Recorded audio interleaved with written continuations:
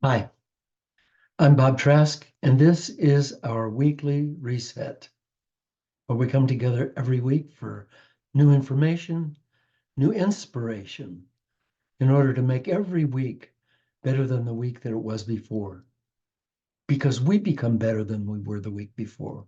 We become stronger and we become more on purpose, more focused. We get better results and we live happier lives. So thank you very much for being with me. Today we're going to talk about the root of love.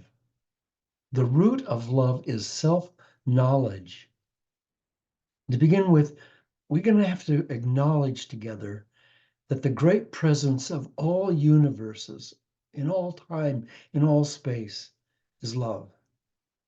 So it's not that wonderful romantic feeling that we feel for each other, or that good close feeling we have for a close pal or for a pet. It's actually energy. It actually is energy. And that energy is it has no name and it has no value except what we give it. So we make that energy into love. We make that energy into that romantic or that pal or that closeness to a pet. We make that happen because it isn't just there, it's just energy. And all the universe is just energy. And we as individuals convert that energy into what we need and what we want and what we see. And sometimes we convert it into what we don't want. But that energy is just energy. So we call it sometimes love, we call it sometimes fear. But today we're going to talk about it as love. Because whatever you can call it, it's actually the source of everything. It is the electromagnetic, below the electromagnetic, below all of the forces.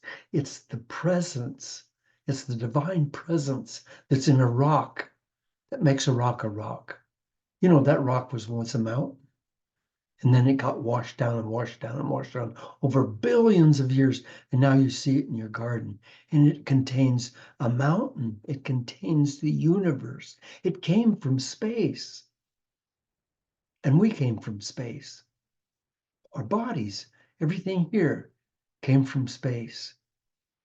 But space, as I'm talking about now, is the space between you and your computer, between you and your camera. That's that's filled with energy. It's filled with love.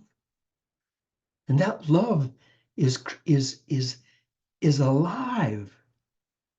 It's intelligent. It's an intelligent energy. And that energy is converting itself into physical mass and into other kinds of waves, like the music that you hear, the voice that you hear from me right now. We're not connected in any way except by our eyesight and our ears.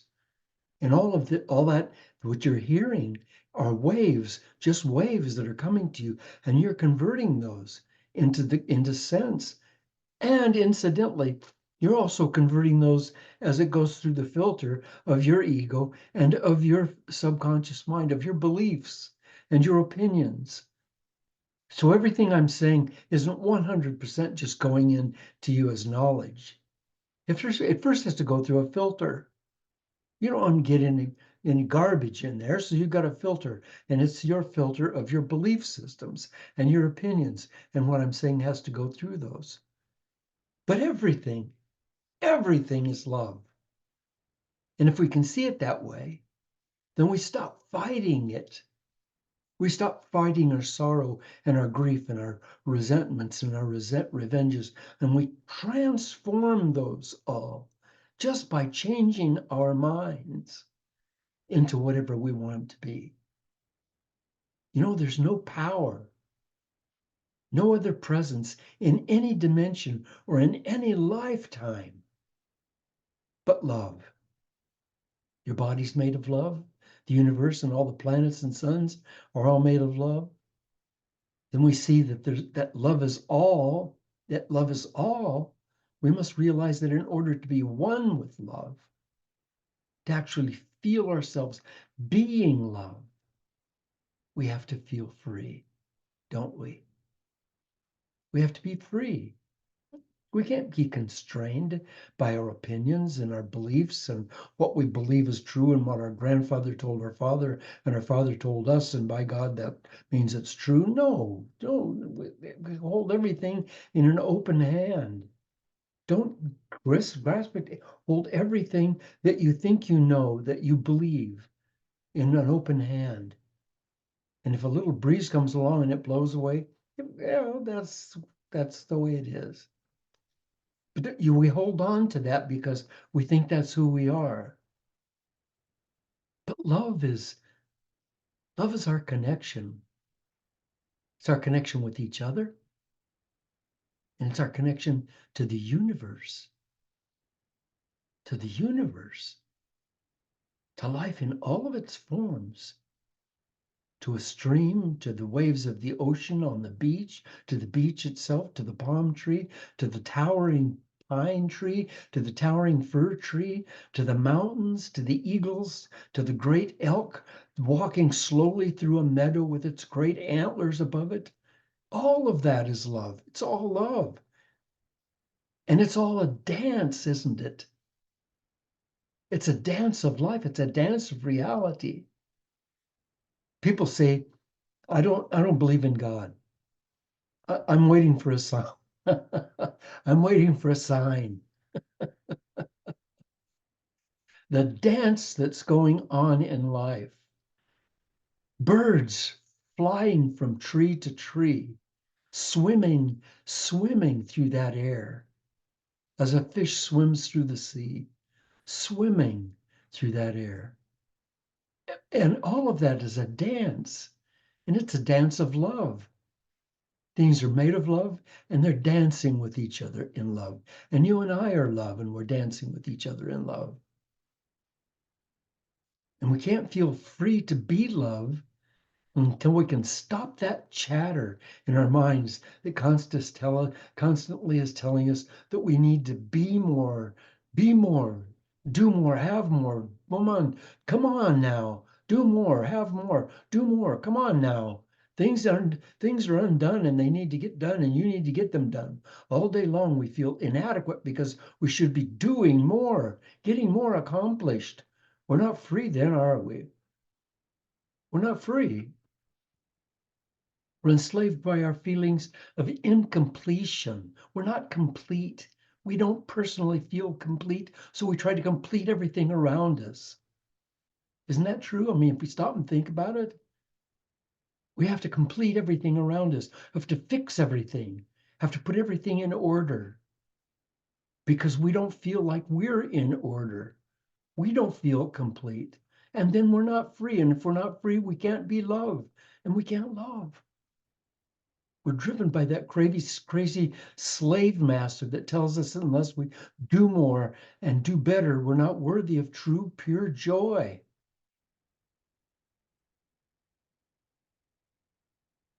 Unless we do more and do better, we're not worthy of true, pure joy. So what are we looking for? To be successful?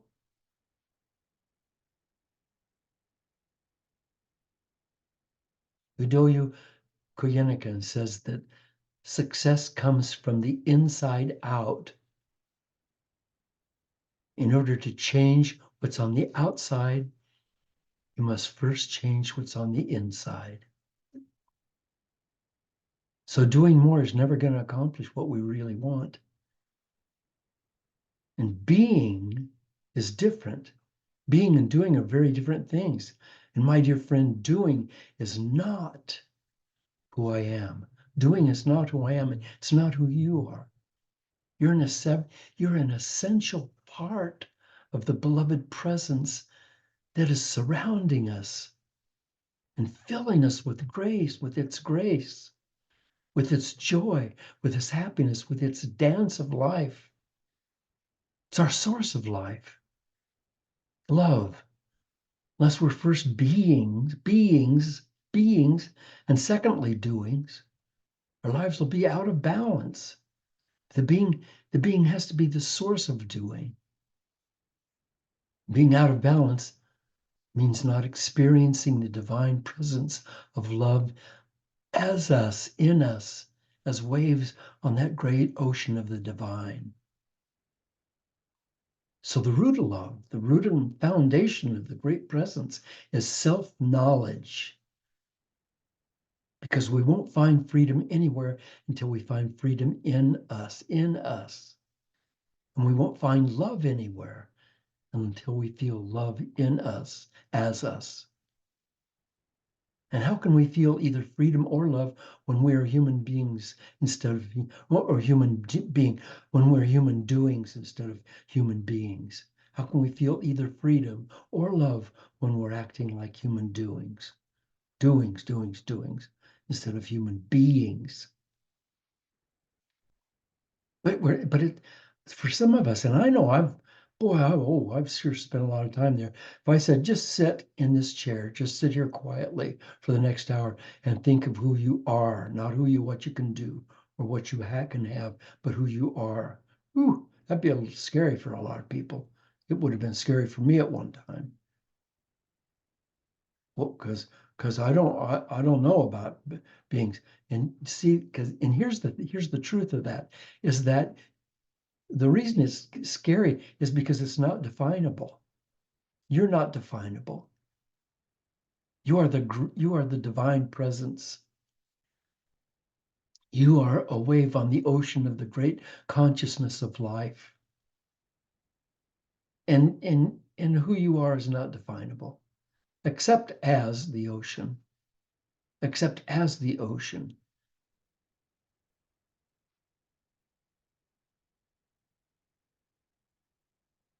So we don't need to know, do I belong? Do I belong to this great unfolding story that's going on around me? Am I worthy of being valuable to the world? Am I worthy of being free and joyous every day in every way? Do I have a secure and special role and place in this great dance of light? Let me tell you a quick story. I was 14 years old. It was 1953, and I was working as a commercial tuna fisherman off the coast of Peru. I remember that day so well. I was alone on the bow, watching porpoises dancing alongside of us in the water. And the water so clear it was like air. And because it was like air, it looked like the dolphins were flying instead of swimming. And ahead of me, the sun was sinking into the sea. And as the sun was sinking into the sea, I was waiting for the green flash. I don't know if you've heard of the green flash, but some people say it's a myth. But as the sun sets into the sea, just as it goes out of sight, there's a green flash. And I've read several scientific explanations of why and how that happens, but it's really fun and it's really beautiful. And it's just really quickly, boom, there and it's gone. So as the sun finally sank out of sight, there on the horizon where it had vanished was a flash of pure green. And I smiled because all of a sudden I was home, home in the world, loved and blessed and safe and free on the bow of that boat, falling over the waves, moving forward through the sea into the sunset. And as I stood there with the dolphins flying around me and the sky painted a crimson, oh, big whale, a sperm whale, flew up completely out of the water ahead of me. Completely out of the water. And my joy was so deep, I started laughing and crying at the same time. I was home. I was 14 years old. I was working as a tuna fisherman in Central America, and I found myself. And many years later, a mother gray whale lay on the bottom and allowed me to swim down to her and her sweet calf that was snuggling up beside her. I swam down to him, holding my breath. I swam by the calf that was tucked under her mom's fluke and pulled up against her side. And then I swam over to her great eye and stopped there.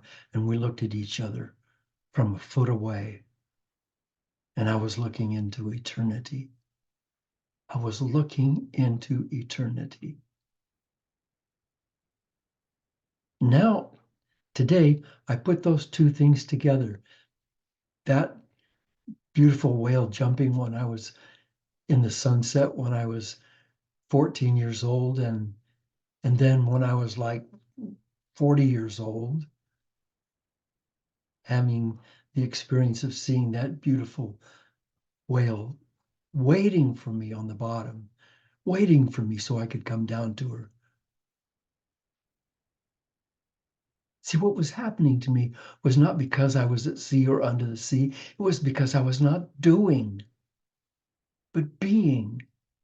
So I was available.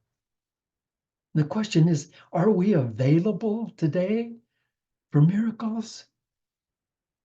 And when we're being, these miracles appear around us all the time. Why? Because they're love expressing itself. And as love, you become available to them. And it matters not where you are, on a boat in the Southern Ocean or in a grocery store. The amazement of miracles are dancing around you and all the time waiting for you to join them, not to observe them, but to be one with them, to be in with them, to be dancing with them on the same dance floor, to the same music, hearing the same music, feeling the same love thrall moving through you. Now I see a little kid and his mom or dad, and I'm taken away by that sight just as I was by the whales. Carl Jung had a thought about this. He said, who looks outside dreams, who looks inside awakes. Today we're talking about self-knowledge, but there's a trap here. There is a trap, isn't there? The trap is us thinking that self-knowledge is the same as self-understanding. But understanding is not knowledge. It's not the same thing as knowing. Knowing is being a part of the whole, being a part of the river of grace that's life, being a part of life. Understanding is standing aside and analyzing, looking at it, getting information. But we're not after information.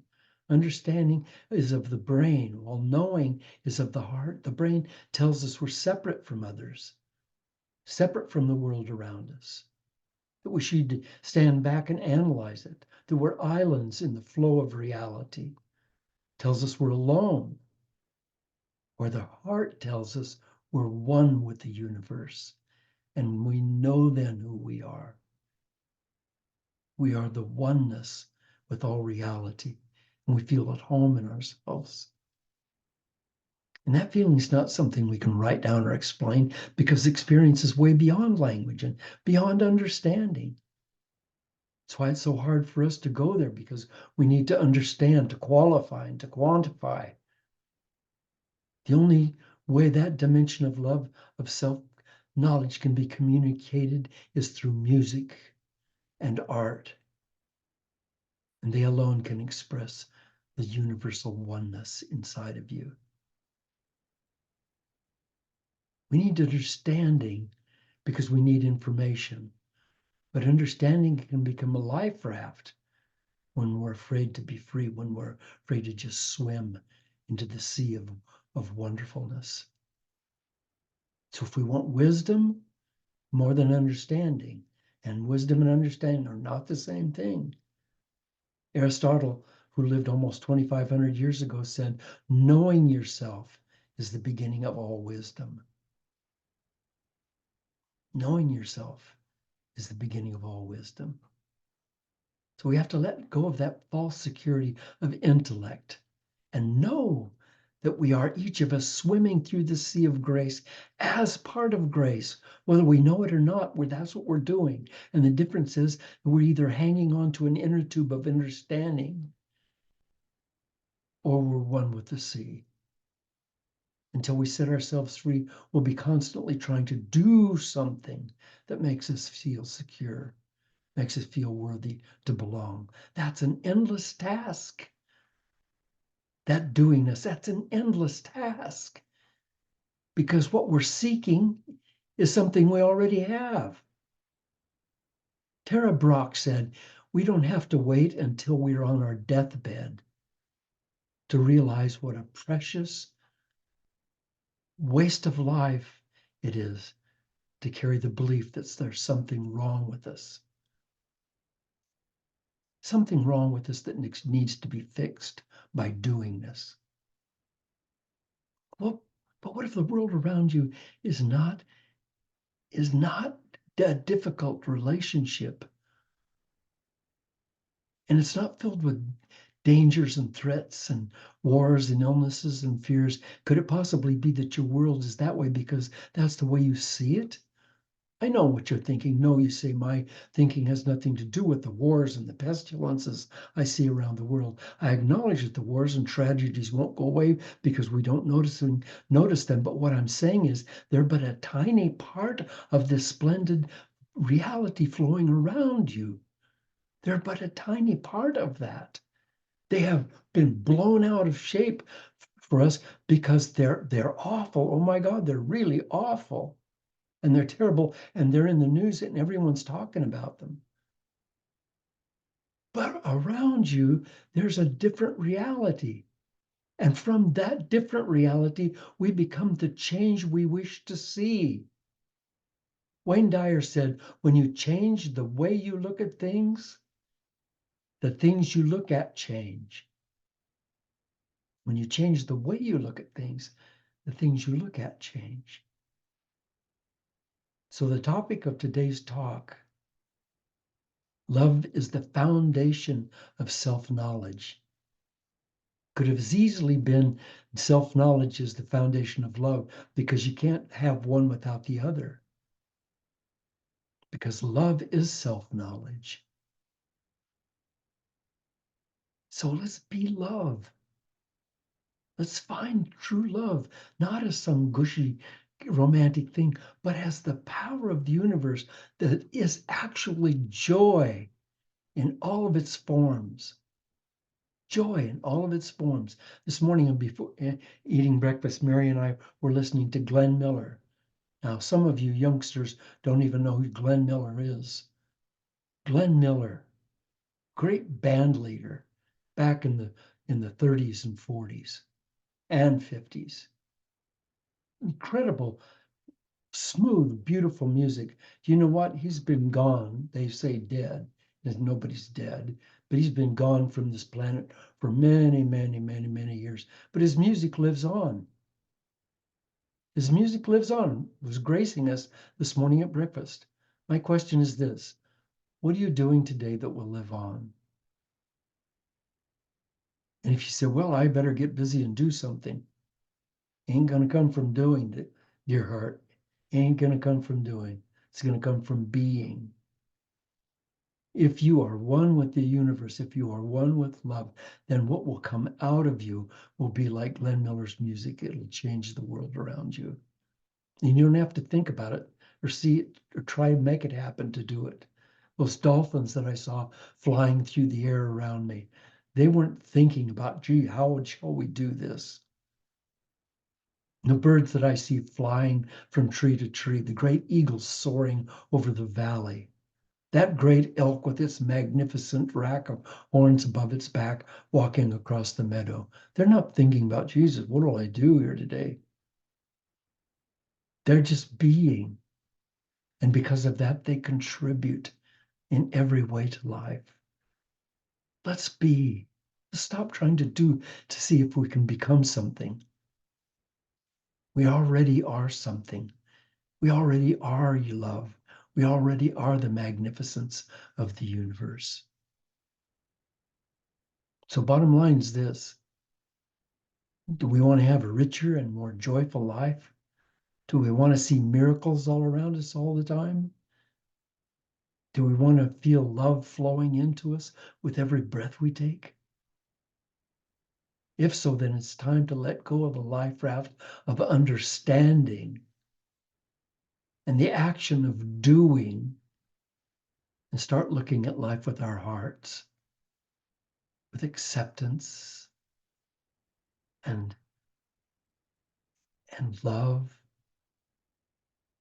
and to feel love, which is the very nature of nature,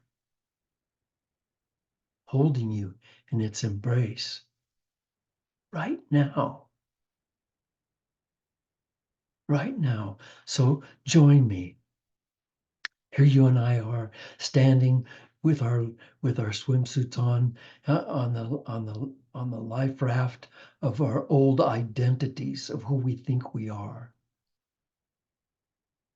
All those identities of who we think we are that makes us safe.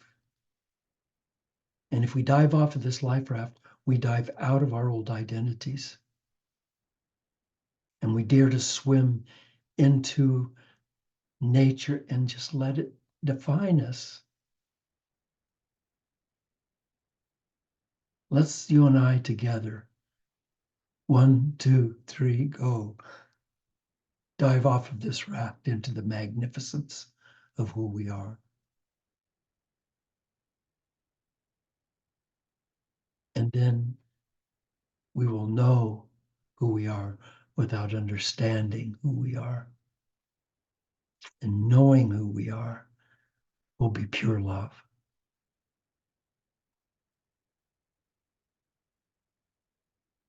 Thanks for being with me today. I appreciate you and I love you. We stop by my website, bobtrask.com, and leave a donation so we can together keep this work going on. Thanks. I really appreciate you.